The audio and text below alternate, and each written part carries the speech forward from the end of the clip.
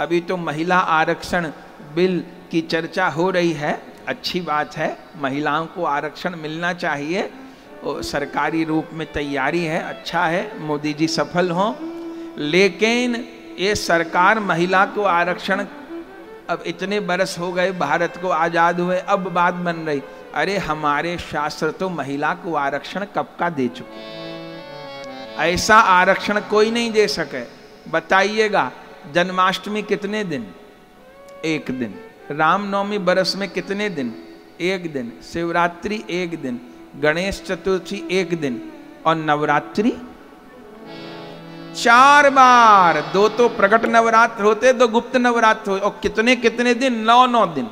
9 चौक 36। सोचिए, सब देवताओं को एक एक दिन बांटे, और देवी भवानी को ऋषियों ने 36 दिन दिए। ऐसा आरक्षण कहीं होगा क्या? बताइए। नवरात्र में बेटों को पूजते हैं कि बेटियों को पूजते हैं? कोई ऐसा त्योहार आए जिसमें बेटे पूजते हों कि जी 9 बालक जिमाओ? ना जी ना, 9 कन्या जिमाओ, कन्या को जिमाते हैं। ठीक। और सुनिए, एक पंडित जी काशी गए पढ़ने के लिए, 10 साल बेचारों ने शास्त्र घोटे। ठीक। तो उनके नाम के आगे लगा शास्त्री जी, और गांव में आए, विवाह हो गया, अंगूठा छाप अनपढ़ औरत से, और ब्याह के तुरंत बाद वो हो गई पंडितानी। वो कौन से विद्यालय में पढ़ने गई थी? वो कहीं नहीं पढ़ी, उसे हस्ताक्षर भी करने नहीं आते, पर पंडित जी से ब्याह हो गया तो हो गई पंडितानी। डॉक्टर की घरवाली डॉक्टरनी, सोचिए वो कहां डॉक्टरी पढ़ने गई। इतना आरक्षण। शास्त्र कहते हैं कि पति जो कुछ भी सत्कर्म करता है उसका 50% उसकी धर्मपत्नी को प्राप्त होता है। वो कोई भी पुण्य करे, सत्कर्म करे, 50% उसकी पत्नी को प्राप्त होता है। अच्छा, पत्नी सत्कर्म करे, पुण्य करे, उसका 1 पैसा उसके पति को प्राप्त नहीं,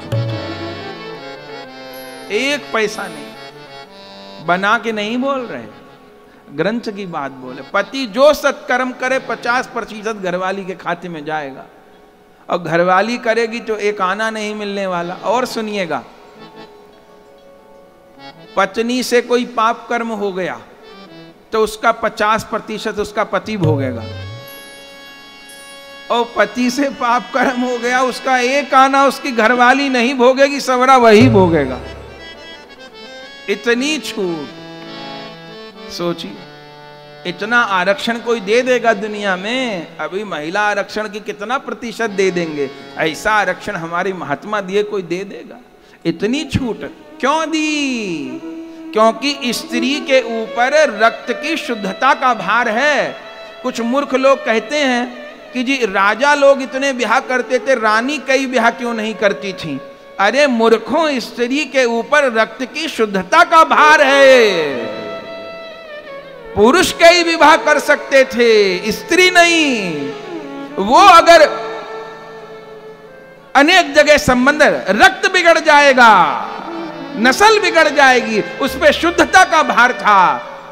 इतनी छूट क्यों दी गई? क्योंकि उसको हमारी संतान को जन्म देना है, हमारी वंश परंपरा को हमारी बहू बढ़ाएगी, हमारी बेटी किसी के घर की वंश परंपरा को बढ़ाएगी। वो ध्रुव प्रहलाद को जन्म देगी, महाराणा प्रताप शिवाजी को जन्म देगी। उस स्त्री से ही होली है, दिवाली है। इतनी छूट इसलिए दी गई। वो गृह लक्ष्मी है, अपने आप बीबी नहीं है, अपने आप वाइफ नहीं है।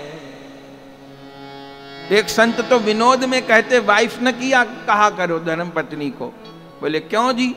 बोले सब अंग्रेजी के शब्द गड़बड़ हैं, अर्थ पूछे तो आदमी बोले ना। लोग मैडम मैडम बहुत कहते हैं, और मैडम सुन के पढ़े लिखी स्त्रियां प्रसन्न हो जाती हैं। माता जी कह दो तो नाराजी हो जाएगी, और मैडम कह दो खुश हो जाएगी।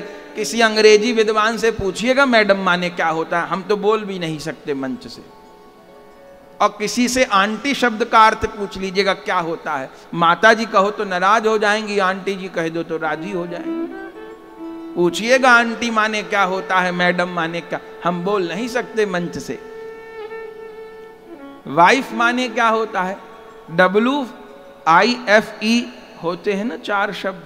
W for without, I for information, F for fight, E for every time. Without information fight every time is called wife.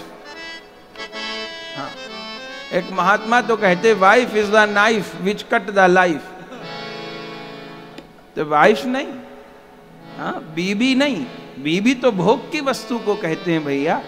हमारे यहाँ तो धर्म पत्नी है, अपने यहाँ के शब्द भार्या है, अर्धांगनी है, ग्रह लक्ष्मी है। हम हीरे को फेंक के कांच को मूल्यवान समझ रहे हैं। हमारे महात्मा हमको हीरा दिए और हम हीरे को हीन मान के फेंक रहे हैं। वाइफ कहने में हमको गर्व महसूस हो रहा और धर्म पत्नी कहे में हमको लज्जा महसूस हो रही। कैसी मूर्खता! हीरा को फेंक के कांच उठा रहे हैं हम। पत्नी किसको कहते हैं? जो अपने पति को पतन होने से बचा ले। धर्म पत्नी किसको कहते हैं? जो अपने पति को धर्म पथ पे लगाए, वो धर्म पत्नी है। वो गठजोड़ करके पूजा अर्चना हो, उस समय वो धर्म पत्नी है। सविता जी धर्म पत्नी है, बहन अनीता जी धर्म पत्नी है।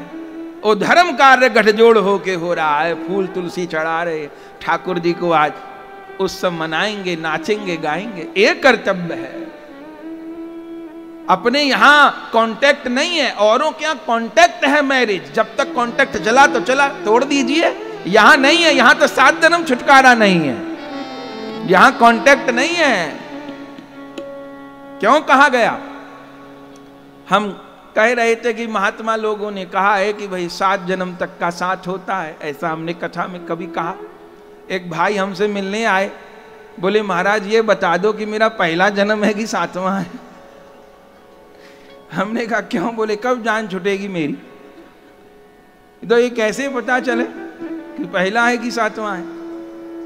हमने कहा देखो, अगर दोनों पति पत्नी ठीक रीति से भजन मार्ग पर लगे हैं, माने दोनों की समान रुचि है, दोनों भजन कर रहे हैं, भागवत जी की शरण लिए हैं, पिंडदान तर्पण माने सत्कर्म में दोनों संग संग लगे हैं, तो मान लीजिएगा 7वां जन्म। और 7वां जन्म इसका मतलब नहीं अगले जन्म में नया मिलेगा कि नहीं मिलेगी।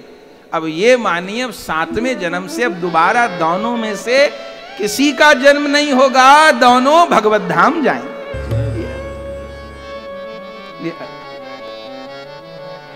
दाम्पत्य जीवन की बड़ी महिमा गाई है, बहुत महिमा गाई है। हमारे यहां कांटेक्ट नहीं है।